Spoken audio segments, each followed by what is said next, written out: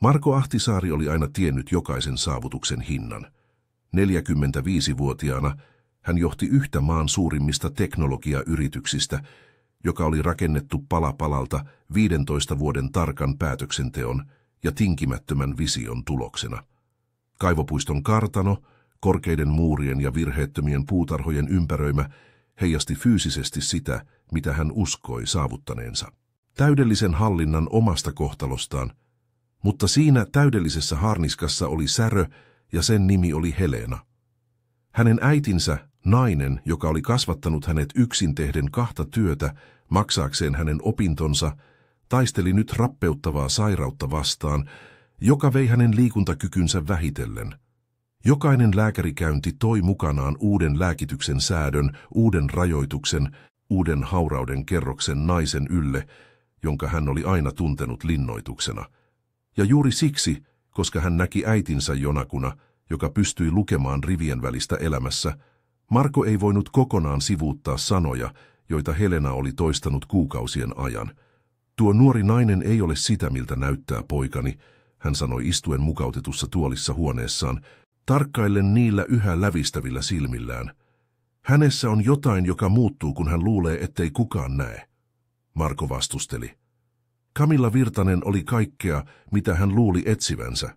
Kaunis, elegantti, valmistunut arvostetusta kansainvälisestä hallintokoulusta, sillä vaivattomalla taidolla liikkua yritysillallisilla, joka tuntui synnynnäiseltä. Hän sopii täydellisesti siihen kuvaan, jonka Marko oli itsestään rakentanut, ja enemmänkin hän tuntui rakastavan Markoa. Mutta Helenan sanoissa oli sen paino, joka ei koskaan ollut erehtynyt arvioidessaan luonnetta. Autossa matkalla seuraavaan Mehiläinen Töölö sairaalan tapaamiseen hän otti asian puheeksi uudelleen, tällä kertaa kiireellä, jota Marko ei voinut sivuuttaa. Vain yhtä pyydän sinulta, Marko. Helena sanoi kääntäen kasvonsa hitaasti kohti poikaansa. Ääni oli luja hauraasta kehosta huolimatta. Ennen kuin otat seuraavan askeleen hänen kanssaan, tarkkaile. Tarkkaile, miten hän kohtelee minua, kun sinä et ole läsnä. Tarkkaile, mitä hän tekee, kun uskoo olevansa yksin. Hän puristi rattia voimakkaasti, leuka tiukkana. Osa hänestä halusi torjua sen ylihuolehtivan äidin vainoharhaisuutena, mutta toinen osa, se joka oli tehnyt hänestä menestyvän yrittäjän, se joka osasi lukea kuvioita siellä, missä toiset näkivät vain sattumaa, tunnisti kuvion omissa epäilyissään, joita hän oli tukahduttanut. Pieniä asioita. Se, miten Camilla joskus katsoi Helenaa, kun luuli, ettei kukaan huomannut. Hienovarainen muutos äänensävyssä puhuessaan Anopista ystävilleen. Se, kuinka usein hän ehdotti pitkiä matkoja juuri silloin, kun Helenan terveys heikkeni. Näin syntyi suunnitelma. Ja kuten jokainen hyvä strategi, Marko päätti tarvitsevansa todellista tietoa, ei spekulaatiota. Hänen oli nähtävä omin silmin, mitä tapahtui, kun hän ei ollut paikalla. Torstai-aamun varhaisina tunteina Marko lavasti lähtönsä Singaporeen. Matkalaukut olivat valmiina, asiakirjat järjestettyinä ja liiketapaaminen oli asianmukaisesti sovittu.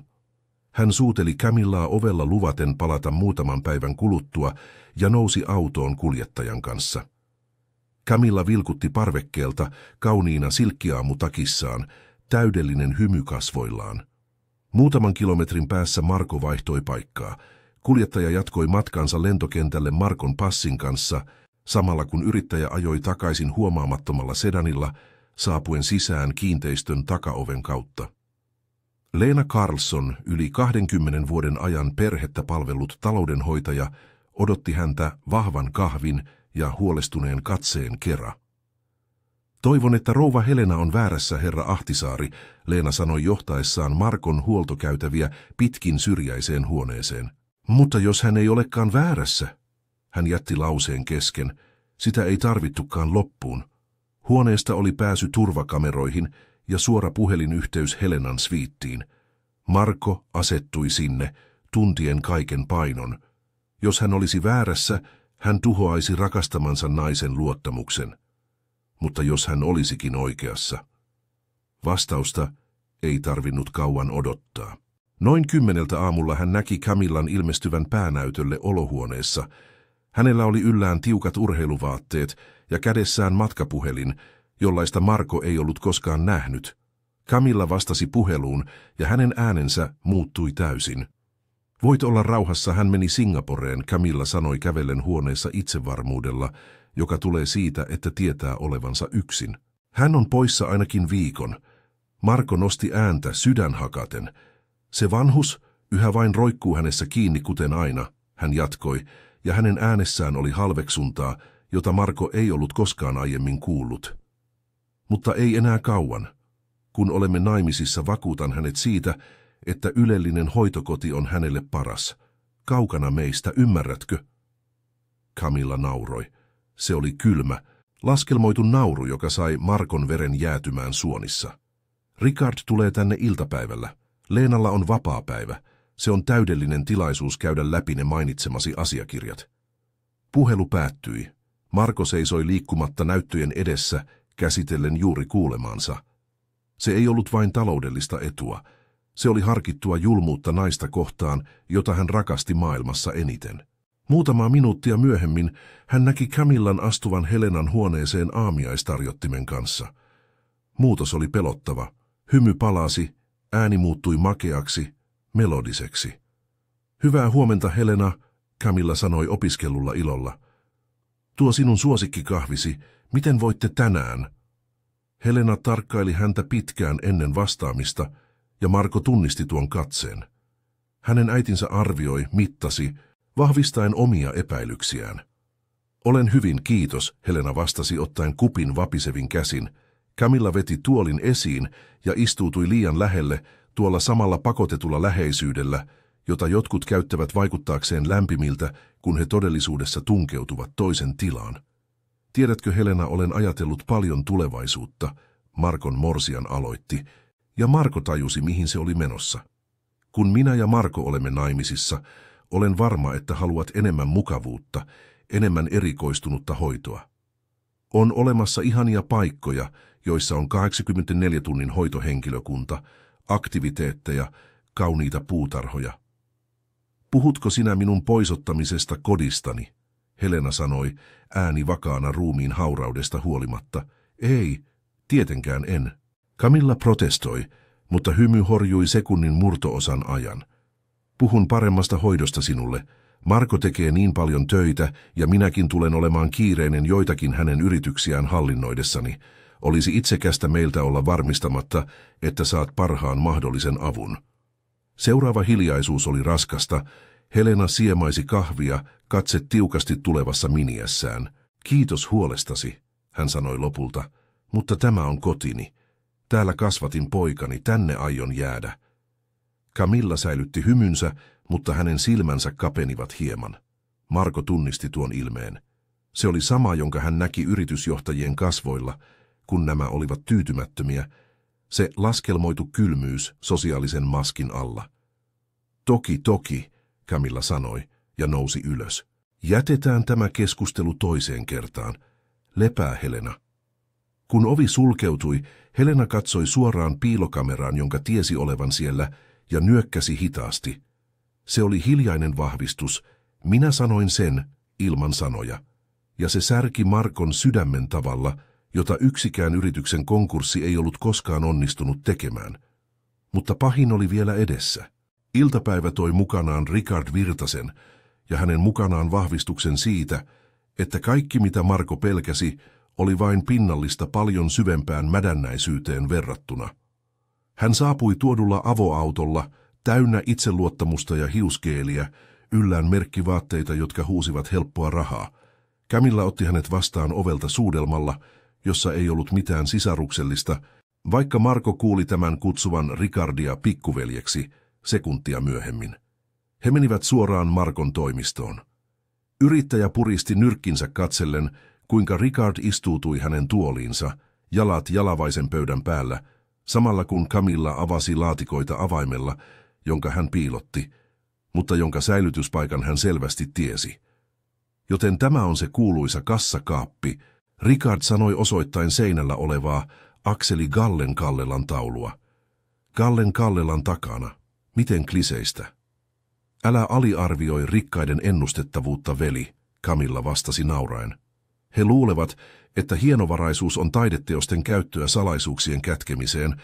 Hän veti paksun kansion lukitusta laatikosta. Tässä. Avioehtosopimus. Hänen lakimiehensä laati sen kaikilla kuviteltavissa olevilla suojauksilla, Camilla sanoi selaten sivuja. Mutta olen jo puhunut sen kaverin kanssa, jonka sinä minulle suosittelit. Hän pystyy muuttamaan joitakin ehtoja niin, ettei se näytä väärennökseltä. Kun olemme allekirjoittaneet, avioeron sattuessa minä saan puolet kaikesta. 500 miljardia, Richard mutisi viheltäen. Ei huono muutaman kuukauden teeskentelystä. Ja se tulee olemaan helpompaa kuin luulimme, Camilla jatkoi, istuen nojatuolin käsinojalle, jolla Richard istui. Koska vanha nainen ei kestä kauaa. Ilma tuntui loppuvan Markon keuhkoista. Hän nojautui lähemmäs näyttöä, kasvot senttimetrien päässä monitorista, jokainen lihas jännittynyt kuin teräs. Mitä sinä sillä tarkoitat? Richard kysyi, mutta sävy ei ollut yllätyksen. Se oli osallisuutta. Häiden jälkeen palkkaamme yksityisen sairaanhoitajan. Jonkun, joka vastaa meille, ei Markolle, Camilla selitti, ääni matala mutta luja. Lisäämme asteittain hänen lääkkeidensä annostusta. Ei mitään äkillistä, ei mitään epäilyttävää. Vain nopeuttamme sitä, mikä jo tapahtuu. Muutamassa kuukaudessa hän on niin heikko, että sairaalahoito on väistämätöntä. Ja kuolema sairauden komplikaatioihin. Kukaan ei kyseenalaista. Marko tunsi sapen nousevan kurkkuunsa. Hänen kätensä tärisivät niin paljon, että hänen oli tuettava ne pöytään pysyäkseen pystyssä. Se ei ollut vain ahneutta, se ei ollut vain valhetta, se oli harkittu murha. Hän kuuli morsiamensa suunnittelevan äitinsä tappamista. Entä Marko? Richard kysyi. Eikö hän epäile? Marko on sokea, Camilla sanoi halveksuen. Sokea egonsa vuoksi, halusta saada täydellinen nainen vierelleen sosiaalisissa tapahtumissa, sokea harhaan, että hän oli rakentanut virheettömän elämän. Niin kauan kuin minä ruokin tätä illuusiota, hän uskoo mitä tahansa haluan. Hän nousi ylös, käveli ikkunan luo, kädet ristissä, katsellen puutarhaan, jossa Helena tapasi kävellä, kun vielä kykeni. Vanha nainen katsoi minua aina ikään kuin hän olisi tiennyt, ikään kuin hän olisi nähnyt minun lävitseni, Camilla jatkoi, ja hänen äänessään oli nyt todellista vihaa. Hänen kaltaisensa naiset, jotka pitävät itseään moraalisesti ylivoimaisina, koska kasvattivat lapsen yksin, saavat minut voimaan pahoin. Hän ei koskaan hyväksynyt minua. No, pian hän ei ole täällä hyväksymässä ketään. Juuri sillä hetkellä Markon huoneen sisäpuhelin antoi merkin. Leena, hallitussa paniikissa, kuiskasi, tohtori.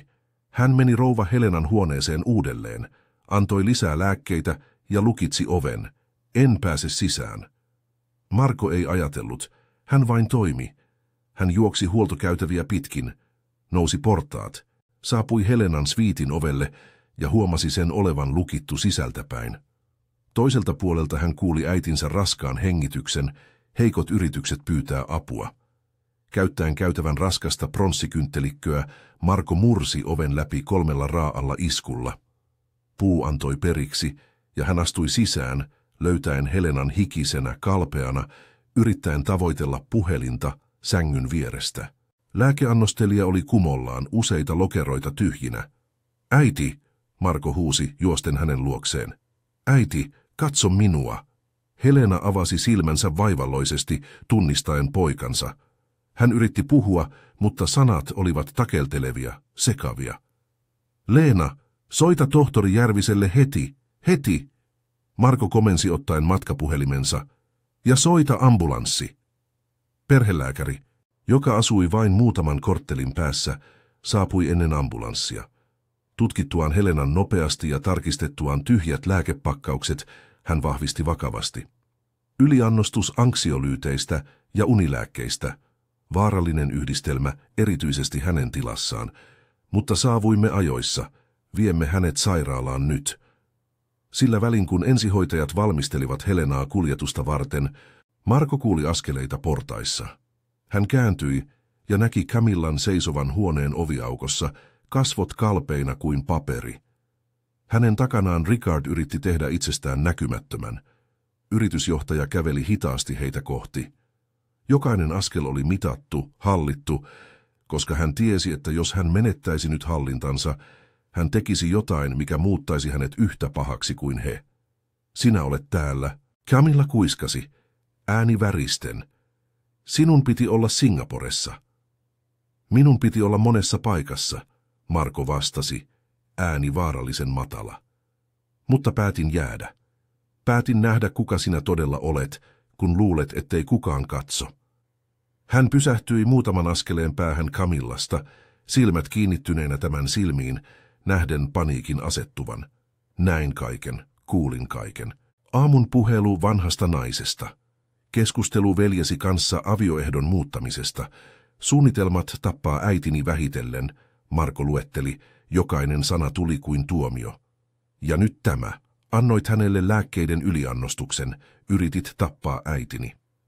Ei, Camilla huusi, kyyneleet alkoivat valua. Ei se niin ollut. Minä vain yritin auttaa, hän pyysi lääkkeitä, minä en tiennyt. Älä valehtele minulle, Marco keskeytti, ääni kuin jää. Ei nyt.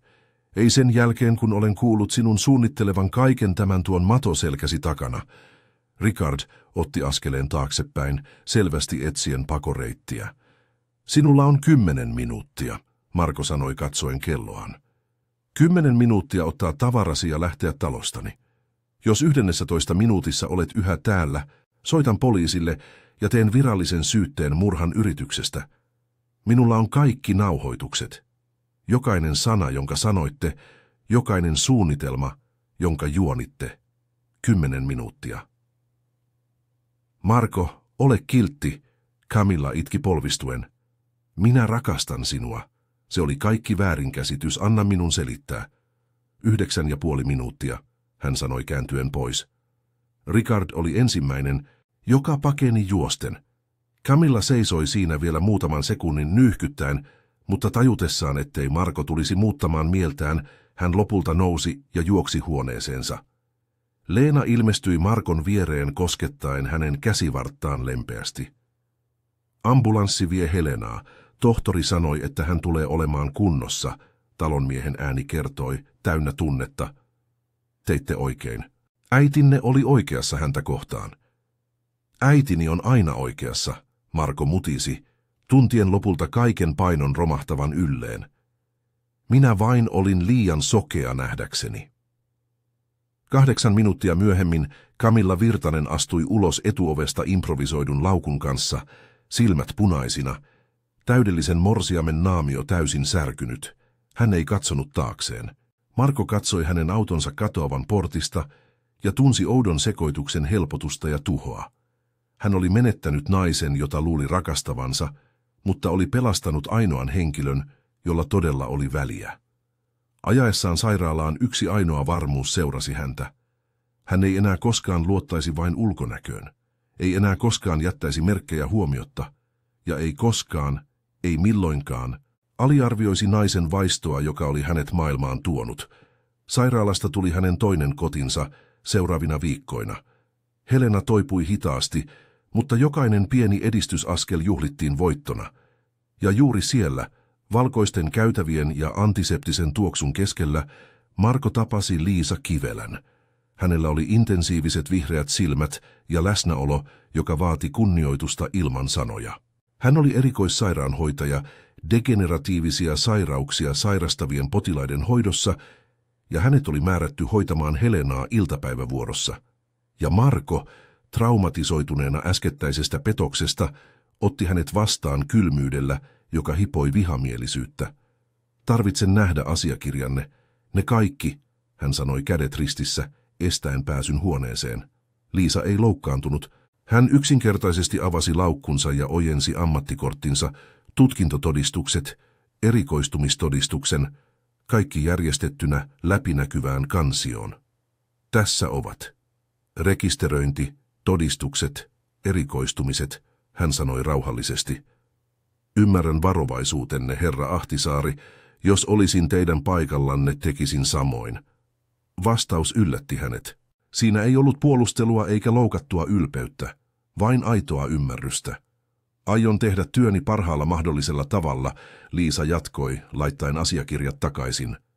Mutta teidän täytyy ymmärtää yksi asia. En työskentele teille, työskentelen hänelle, rouva Helenalle. Sitoumukseni on hänen hyvinvointinsa ja ihmisarvonsa. Jos jossain vaiheessa koen, että ammatillisia päätöksiäni kyseenalaistetaan tavalla, joka vahingoittaa potilasta, tuon paikalle vastuulääkärin sovittelemaan. Onko selvää? Marko räpäytti silmiään, käsitellen asiaa. Hän oli juuri asettanut selkeät ammatilliset rajat, puolustanut potilaan itsemääräämisoikeutta ja tehnyt kaiken tämän jämäkällä kunnioituksella, joka ei pyytänyt anteeksi. On selvää, hän sanoi lopulta, siirtyen pois ovelta. Seuraavina päivinä Marko tarkkaili Liisan työskentelyä. Hän keskusteli Helenan kanssa suomalaisesta kirjallisuudesta, erityisesti Tove Janssonista. Hän asetteli tyynyjä huolellisesti, selitti jokaisen lääkkeen ennen sen antamista ja kohteli potilasta ei hauraana vanhuksena, vaan kokonaisena ihmisenä, jolla oli oikeus osallistua omaan hoitoonsa. Doktor, Järvinen ehdotti erikoistunutta fysioterapiaa, Liisa sanoi eräänä iltapäivänä, näyttäen tekemiään tutkimuksia. On olemassa erinomainen ammattilainen, joka työskentelee neurokuntoutustekniikoiden parissa. Lääkärin ja teidän hyväksynnällänne tietysti. Helena suostui ja tuloksia alkoi ilmestyä. Se ei ollut ihme eikä parannus, mutta se oli liikettä siellä, missä ennen oli ollut vain jäykkyyttä. Se oli toivoa siellä, missä ennen oli ollut alistumista. Leena Carlsson, joka tarkkaili kaikkea kokeneilla silmillään vuosikymmenten ajan perheen tunteneena, alkoi keskustella Liisan kanssa mausteista ja kukista. He kehittivät hiljaisen toveruuden, joka perustui molemminpuoliseen kunnioitukseen ja jaettuun huoleen Helenasta. Marko ymmärsi kaiken tämän, ja vähitellen hänen epäluottamuksensa antoi tilaa jollekin monimutkaisemmalle. Ihailulle ehkä, tai tunnistamiselle, että hän oli jonkun aidosti hyvän edessä, jotain mitä hän alkoi ajatella, ettei enää ollut olemassa. Eräänä iltapäivänä hän löysi Liisan lukemasta Helenalle mukautetulta verrannalta. Se oli Tove Janssonin novelli, ja hänen äänessään oli luonnollinen rytmi, joka todella arvosti sanoja. Pidät kirjallisuudesta, Marko huomautti nojaten ovenkarmiin. Pidän siitä, mitä se tekee ihmisille, Liisa vastasi, merkiten sivun. Rouva Helena kertoi minulle, että hän luki sinulle aina lapsena, että hän opetti sinua rakastamaan tarinoita, ennen kuin opetti sinua tekemään rahaa. Hän tunsi jotain puristuvan rinnassaan. Camilla ei ollut koskaan kysynyt hänen lapsuudestaan. Hän ei ollut koskaan osoittanut todellista kiinnostusta Helenaa kohtaan ihmisenä, vain esteenä.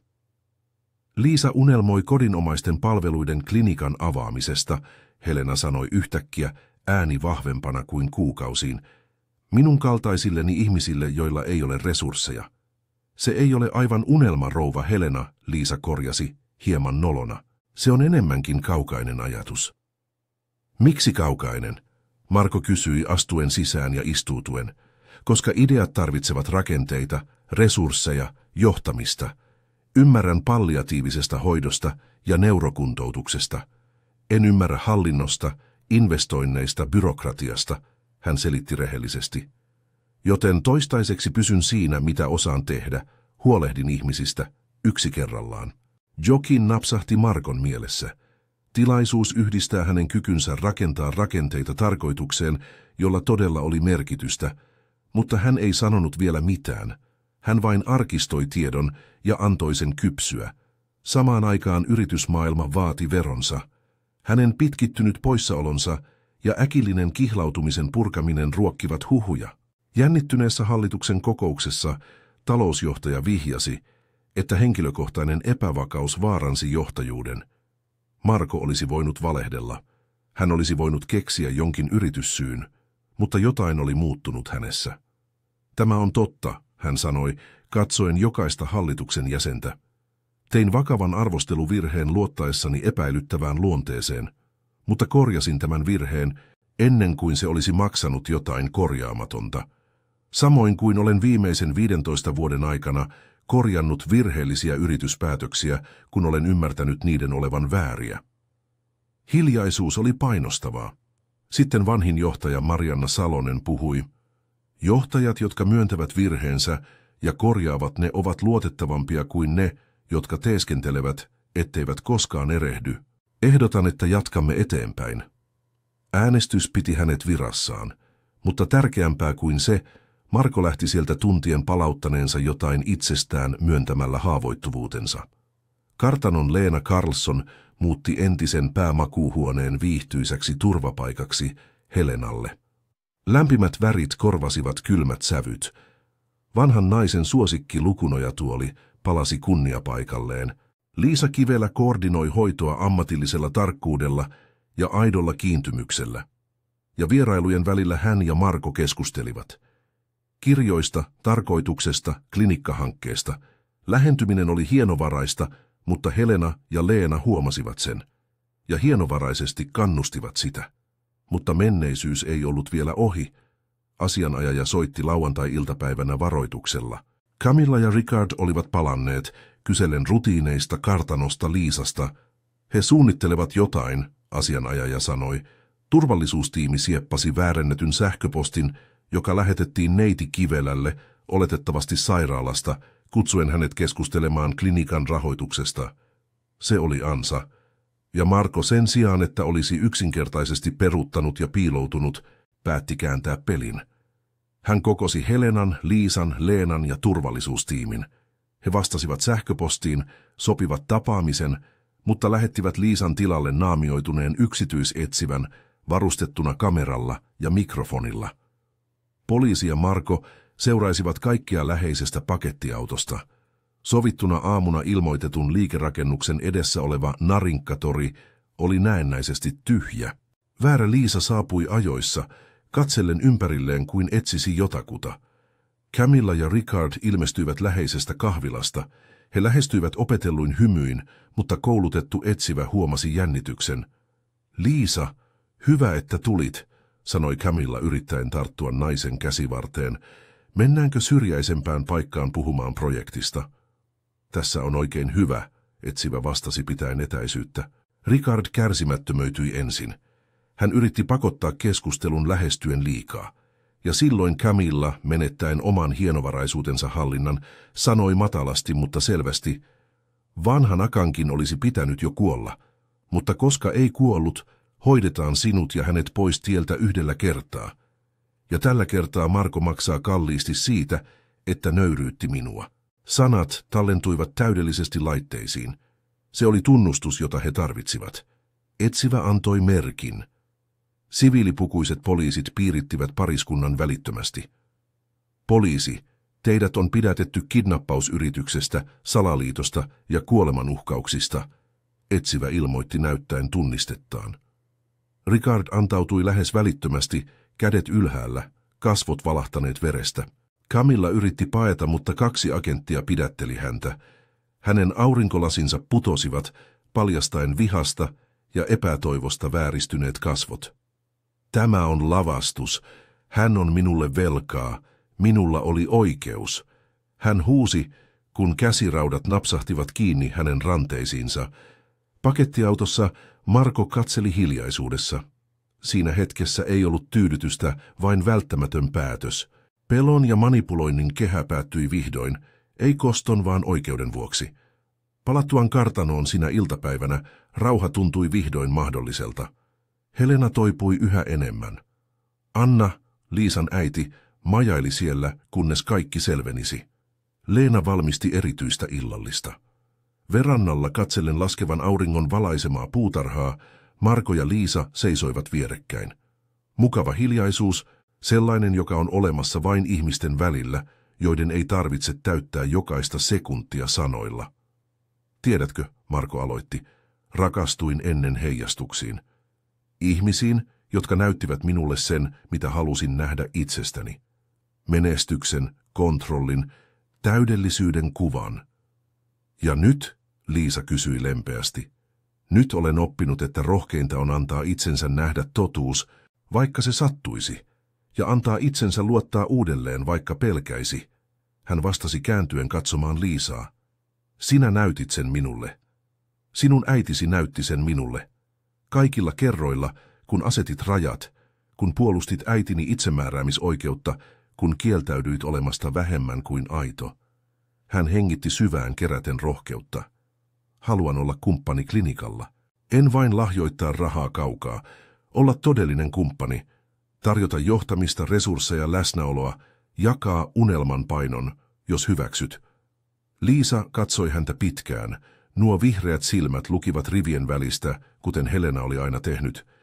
Minä hyväksyn, hän sanoi lopulta, projektin ja epäsuoran kutsun rakentaa polkua yhdessä, mutta yhdellä ehdolla aina rehellisyys, vaikka se olisi vaikeaa, vaikka se sattuisi. Aina rehellisyys, Marko lupasi. Kun heidän kätensä kietoutuivat yhteen, ei ollut ilotulitusta eikä dramaattista musiikkia.